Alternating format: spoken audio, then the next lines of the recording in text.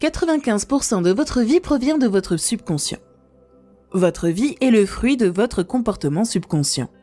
Ce que nous devons reconnaître, premièrement, c'est que 95% de notre comportement provient du subconscient. Donc, un enfant va enregistrer pendant 7 ans. Vous avez un nouveau bébé. Ce bébé va vous regarder parce que vous êtes le parent.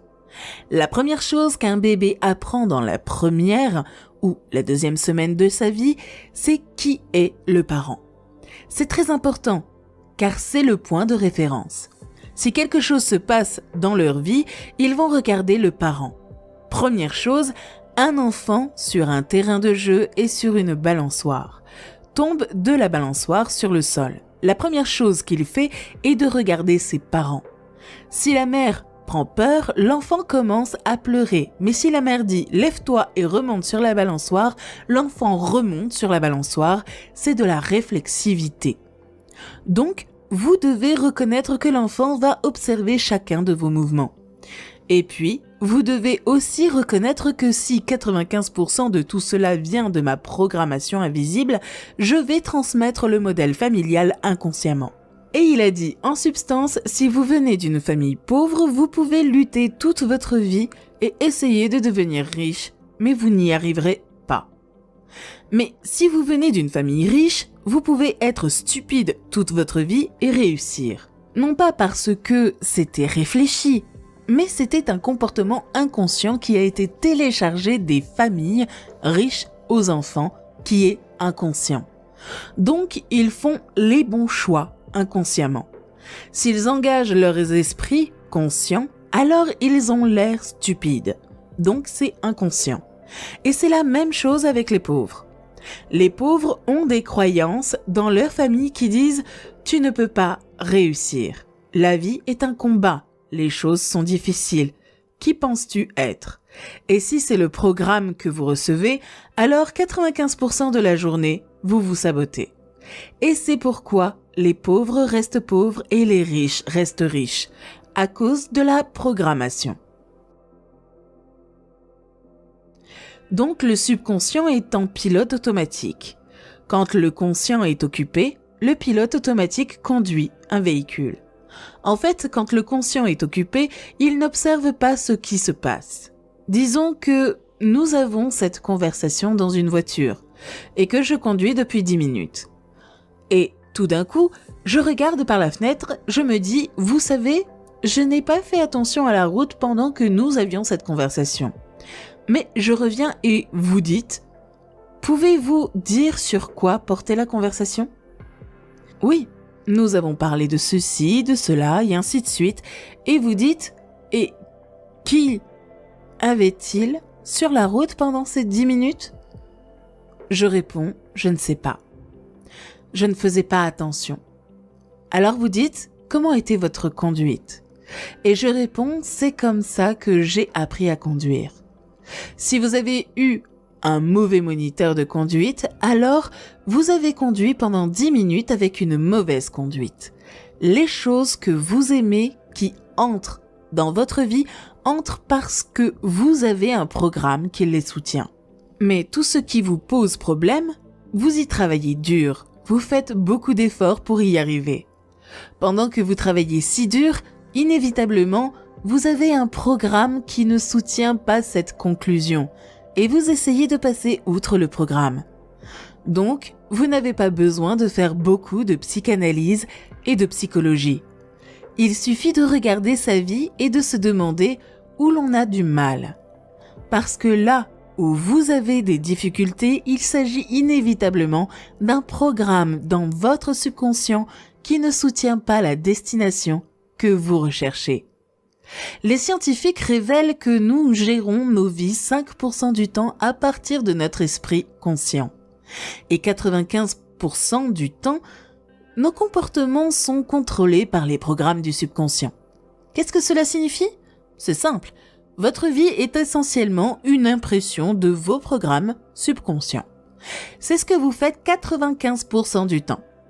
Donc, vous voulez savoir quels sont ces programmes. C'est très simple. Regardez votre vie. Les choses qui fonctionnent pour vous et qui viennent à vous, et les choses que vous voulez viennent à vous parce que vous avez des programmes dans votre subconscient qui encouragent leur présence. Mais tout ce contre quoi vous luttez, tout ce pour quoi vous devez travailler dur, tout ce pour quoi vous faites un effort, vous le faites parce que vous essayez de surmonter un programme de limitation qui vous empêche d'y arriver. Donc, tout ce que vous avez à faire, c'est de regarder votre vie et de dire « Hey, ce qui fonctionne pour moi fonctionne parce que j'ai déjà des programmes à soutenir. Ce qui me pose problème dans la vie, je l'ai parce que j'ai des programmes subconscients qui n'encouragent pas ce comportement. Donc, tout de suite, vous savez automatiquement quel comportement vous voulez changer. Ce sont ceux avec lesquels vous avez des difficultés. Ok, comment changer ça ? Eh bien, vous pouvez utiliser l'auto-hypnose ou des cassettes subliminales. Vous pouvez les changer en créant de nouvelles habitudes comportementales que vous répétez chaque jour en changeant religieusement l'ancien comportement et en le réécrivant en temps réel à chaque fois en disant « Non, ne le fais pas de cette façon.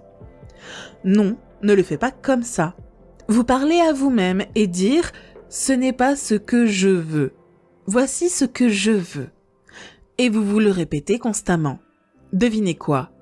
L'habitude va inévitablement changer ce programme et le transformer en un nouveau programme. Donc maintenant, nous en sommes à une compréhension très fondamentale de la vie. Et cette compréhension fondamentale de la vie est que votre vie est une expression de vos programmes.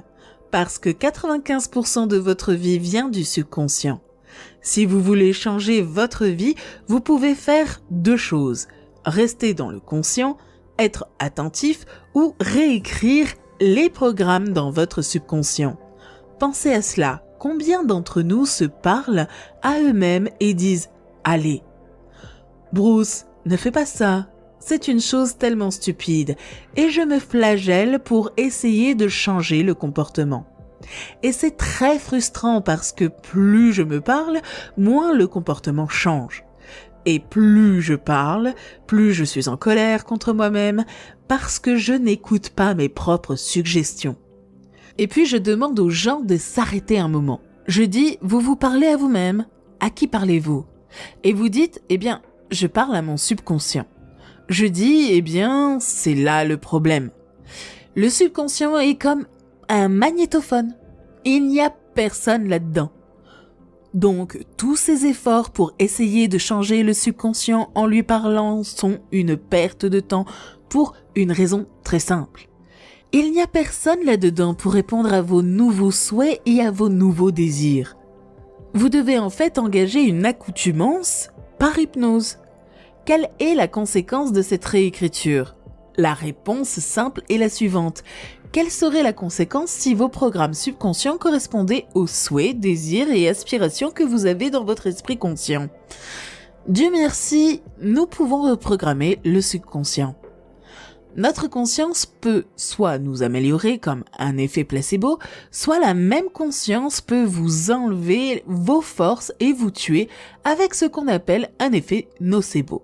C'est d'ailleurs pour ça qu'on l'appelle ainsi. Donc, c'est le pouvoir de votre pensée. Et la pensée est « Qui sommes-nous » ? Et nous avons été programmés pour croire que nous sommes fragiles et vulnérables, comme si toutes sortes de choses étaient là pour nous attraper et que nous devions nous protéger de tout ça. Et c'est comme si c'était totalement insensé parce que nous sommes si puissants que nous n'y croyons même pas. Vous pouvez vous guérir avec de l'énergie, vous pouvez vous guérir avec des pensées, vous pouvez vous guérir avec la bonne nourriture vibratoire et tout ce qui l'entoure, en traitant la partie vibratoire. L'esprit a deux parties. Il y a une partie consciente et une partie subconsciente. La partie consciente, c'est vous, votre identité personnelle. Elle est créative. Elle a vos souhaits et vos désirs. La partie subconsciente est comme un mécanisme de lecture de disques. Elle apprend des expériences, appuie sur le bouton et réécoute les expériences. D'accord ? Alors, maintenant je dis bon. D'accord. Notre moteur personnel est notre souhait et notre désir conscient. Et puis, je vais vous dire un fait. Et c'est un fait effrayant. La science a montré que nous ne gérons nos vies que 5% du temps avec notre esprit conscient. Notre esprit créatif, l'esprit avec vos souhaits et ce que vous voulez de la vie. 95% de notre vie provient des programmes automatisés subconscients en jeu lorsque nous ne faisons même pas attention. Vous pouvez conduire la voiture sans faire attention, c'est un programme automatique. Vous pouvez faire votre travail sans faire attention, c'est un programme automatique. Alors pourquoi est-ce important ? Seulement 5% de notre vie vient de ce que nous voulons. 95% viennent des programmes subconscients. Qui sommes-nous ? Nous sommes ce que nous avons été programmés à être. Vous pouvez changer vos programmes et changer votre vie pratiquement instantanément. Mais vous devez savoir ce que vous essayez de faire. Et c'est là toute la difficulté. Si personne ne sait qu'il se comporte à partir de ses programmes inconscients, il ne le croit même pas. Il pourrait dire « Je dirige ma vie avec mes intentions et mes souhaits ». C'est ce qu'il pense. Et je dis que c'est seulement 5%. Je fais ces vidéos chaque semaine et mon but est d'aider les gens à être heureux, à être eux-mêmes, à avoir une vie bien remplie. Alors abonnez-vous et likez la vidéo, parce que quand je sais que vous aimez, cela m'aide à produire plus d'informations que vous aimez pour vous aider à être la personne que vous voulez vraiment être. Merci d'avoir écouté et à bientôt.